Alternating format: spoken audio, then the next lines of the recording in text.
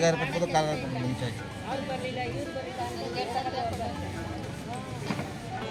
ಎರಡ ಇದು ಕೊಡ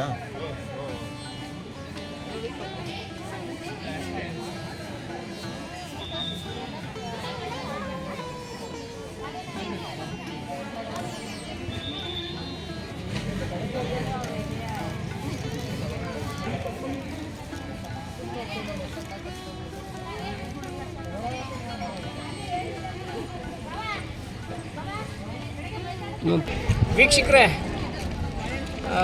ನಾನಿವತ್ತು ಸಿದ್ಧಗಂಗಾ ಮಠದ ಆವರಣದಲ್ಲಿದ್ದೀನಿ. ಕುರಿ ನೇಯ್ಗೆ ಕಂಬಳಿ ಏನಿರುತ್ತೆ ಅದನ್ನು ನಾವು ಏನೇನು ಬಳಸ್ತೀವಿ ಅನ್ನೋದು ಗೊತ್ತಿದೆ. ಕುರಿ ಕಂಬಳಿ ಏನಿದೆಯಲ್ಲ ಅದು ಪೂಜೆ ಮಾಡುವಂಥ ವಿಶೇಷ. ಈಗ ಈ ಆವರಣದಲ್ಲಿ ಗೋವಿಂದಪ್ಪ ಇಲ್ಲಿ ಕುರಿ ತುಪ್ಪುರದಲ್ಲಿ ಮಾಡಿದಂಥ ಕೆಲವು ವಸ್ತುಗಳು, ಅಂದರೆ ವ್ಯಾಲ್ಯೂಬಲ್ ವಸ್ತುಗಳು ಇಟ್ಕೊಂಡು ಕೂತಿದ್ದಾರೆ. ಗೋವಿಂದಪ್ಪರೇ, ಈಗ ನೀವು ಇದನ್ನು ದೃಷ್ಟಿದಾರ ಅಂತ ಕರೀತೀರ, ಹೌದಲ್ಲ? ಇದೆಲ್ಲ ಏನೇನು ಇಟ್ಟಿದ್ದೀರಾ, ಯಾವುದಕ್ಕೆ ದೃಷ್ಟಿ ತೆಗಿತಾರೆ, ಇದನ್ನು ಏನು ವ್ಯಾಲ್ಯೂಸ್ ಹೇಳಿ, ಮೌಲ್ಯಗಳು ಅಂದರೆ ಅಮಾವಾಸ್ಯೆ ಪೂರ್ಣಮೇಲೆ ಮೂರ್ದಾರಿ ಕೋಳಿತಾವೆ, ಕೋಳಿ ಮಟ್ಟೆ ನಿಂಬೆಹಣ್ಣೆಲ್ಲ ಹೊಡೆದಿರ್ತಾರೆ. ಇದು ದಾಟಿದ್ರೆ ಇದನ್ನು ಕಟ್ಕೊಂಡು ಇದ್ದರೆ ದಾಟಿದ್ರೆ ಏನೂ ಸಮಸ್ಯೆ ಆಗಲ್ಲ.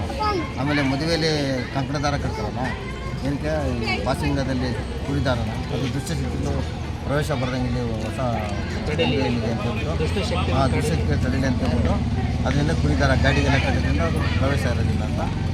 ಇದರಲ್ಲಿ ಯಾವ್ದಾವ್ದು ಎಷ್ಟು ವೆರೈಟಿ ಇದೆಯಲ್ಲ, ಇದು ಕೈಗೆ ಕಾಲಿಗೆ ಕಟ್ಟೋದು, ಇದು ತೋರಿಸಿ ಯಾವ್ದಾವ್ದು ಗಾಡಿಗೆ ಬೈಕಿಗೆ ಕಾಲಿಗೆ ಕಟ್ತಾರೆ. ಇದು ಕೈಗೆ ಕಡಗ ಅಂತ ಹಾಕ್ತಾರೆ ಇದು. ಆಮೇಲೆ ಇದು ಕಾಲಿಗೆ ಕೈಗೆಲ್ಲ ಕಟ್ತಾರೆ ಮಕ್ಕಳಿಗೆ. ಯಾವ ಸಮಸ್ಯೆ ಏನಿದ್ರೆ ಮಂತ್ರ ಕಟ್ತೀವಿ. ಇದು ನೀವೇ ನೇಯ್ಗೆ ಮಾಡೋದು? ನಾವೇ ಮಾಡೋದು, ನಾವೇ ಕಟ್ ಮಾಡಿ. ನಾವು ಕಸುಬ್ದಾರು, ನಾವು ಅಲ್ಲೇ 30-40 ವರ್ಷ. ಅಲ್ಲಿ ಕಂಬಳಿ ಇದೆಯಲ್ಲ, ಅದು ದೇವ್ರ ಪೂಜೆ ಮಾಡ್ತಾರೆ, ಏಕಾಗ್ರತೆ ಬರುತ್ತೆ, ಧ್ಯಾನ ಮಾಡ್ತಾರೆ, ಪೂಜೆ ಮಾಡ್ತಾರೆ. ಆಮೇಲೆ ಕೆಲವರು ಬ್ರಾಹ್ಮಣರಿಗೆ ದಾನ ಕೊಡ್ತಾರೆ, ಅದನ್ನ ಒಳ್ಳೆಯದಾಗುತ್ತೆ. ಆಮೇಲೆ ಅದು ಕರಿ ಕಂಬಳಿ, ಅಡಿ ಕಾಸ್ಕೊಬೋದು, ಉಟ್ಕೊಬೋದು. ಕಂಬಳಿ ಹಾಸ್ಕೊಂಡು ವೈಜ್ಞಾನಿಕವಾಗೂ ಕೂಡ ಒಳ್ಳೆಯದಾಗುತ್ತೆ. ಅಂದರೆ ಕಂಬಳಿ ಎಲ್ಲ ಕಂಟ್ರೋಲ್ ಆಗುತ್ತೆ. ಲೋ ಬಿ ಪಿ ಇದ್ರೆ ಅಥವಾ ಟಿ ಬಿ ಇದ್ರೆ ಈ ಕಂಬಳಿ ಎಷ್ಟು ವರ್ಷದಿಂದ ಮಾಡ್ತೀವಿ? ನಾವು 5 ವರ್ಷದಿಂದ ಮಾಡ್ತೀವಿ. ಇಲ್ಲ, ಇಲ್ಲೇ ಕೆಲವು ಸಿಟಿ ಕಡೆ ಆಗ್ತದೆ, ಯಶವಂತಪುರ, ಮಲ್ಲೇಶ್ವರ, ಆಮೇಲೆ ದೇವಸ್ಥಾನಗಳು. ನಿಮ್ಮ ದೇವ್ರ ಬರೋಲ್ಲ ಏನೋ ಜೀವನಕ್ಕೆ ಅಂತ. ಇಲ್ಲ, ಈಗೆಲ್ಲ ಪಬ್ಲಿಸಿಟಿ ಎಲ್ಲ ಬರ್ತಾರಲ್ಲ, ಅವರು ಎಲ್ಲ ಪರವಾಗಿಲ್ಲ, ರಾಧಾಕೃಷ್ಣನ್ ಒಳ್ಳೇದಾಗಿತ್ತು, ತೊಂದರೆ ಇಲ್ಲ ಮಾಡ್ತಾರೆ. ಅದರಲ್ಲಿ ಉತ್ತರ ಕರ್ನಾಟಕದವ್ರು ಭಾಳ ಇಷ್ಟ, ಒಬ್ಬರು ತಗೊಳತ್ತೆ ಹೌದೌದು. ಖಂಡಿತ ನಮಗೆಲ್ಲ ಕಸಬೆಲ್ಲ ಬರುತ್ತೆ, ಮಕ್ಕಳೇ ಇದು ಎಲ್ಲ ಮಾಡ್ತೀವಿ, ಅದರಿಂದ ಎಲ್ಲ ಮಾಡ್ತೀವಿ. ಹಾಂ,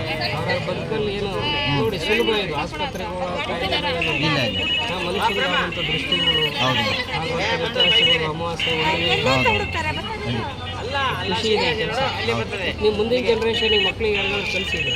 ನಮ್ಮ ಮಗ ಇದ್ದಾನೆ ಸರ್, ಅವ್ನು ಸ್ವಲ್ಪ ಬುದ್ಧಿಮಂತ, ಪ್ರಪಂಚ ಜ್ಞಾನ ಆಗುತ್ತೆ. ಮುಂದುವರಿಬೇಕಲ್ಲ? ಮುಂದುವರಿಯೋದಂದ್ರೆ ಹಿಂಗೆ ಯಾರು ಅಡ್ವರ್ಟೈಸ್ ಮಾಡೋದು ಅಷ್ಟೇ. ಖುಷಿ ಇದೆ ಈ ಕಸುಬಲ್ಲಿ. ಏನೋ ಸ್ವಾಮಿಗಳು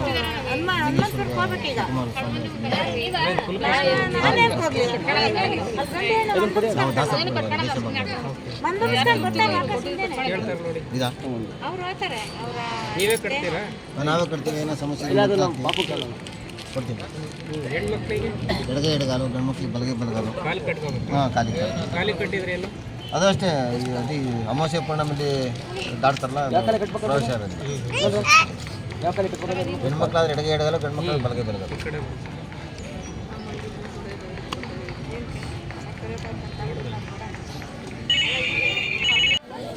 ಕೋಳಿ ಮಟ್ಟೆ ನಿಂಬೆಹಣ್ಣೆಲ್ಲ ಹೊಡಿತಾರಲ್ಲ, ದುಷ್ಟಶಕ್ತಿಗಳು ಬರಲ್ಲ.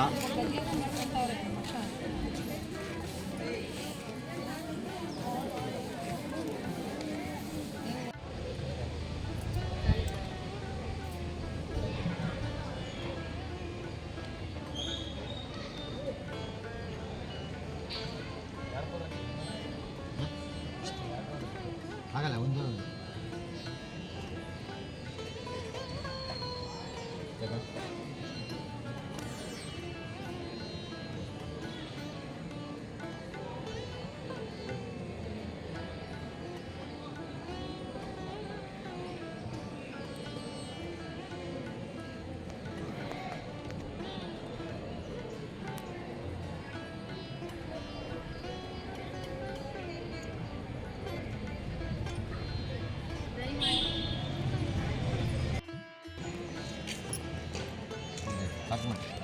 ಸಾಕಾ?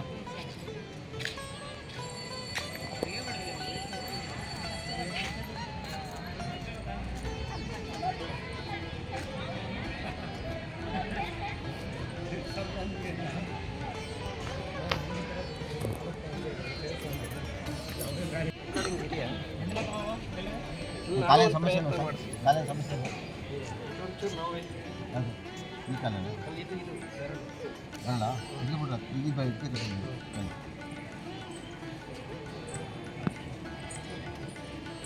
ಬಿದ್ದೋಗ ಅದು ಆಡೋದು ಈಗಿಲ್ಲ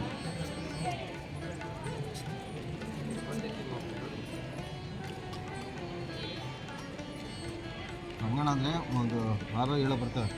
ಇದು ನಮ್ಮದು ಸ್ವಂತ ಮಡಿ ರಂಗಣ, ಮಡಿ ರಂಗಣ, ಬಿಡಿದ ರಂಗಣ, ಬಿಡಿದ ರಂಗಣ, ಗರಿ ರಂಗಣ, ಬಿಡಿ ರಂಗಣ, ಸಗಣಿ ರಂಗಣ, ಲಕ್ಷ್ಮೀ ರಂಗಣ, ಮಾಗೋಟ್ ರಂಗಣ ಅಂತ ಅವ್ನು ಈಶ್ವರ ಕಳಿಸ್ತಾ ಇದ್ದೆ.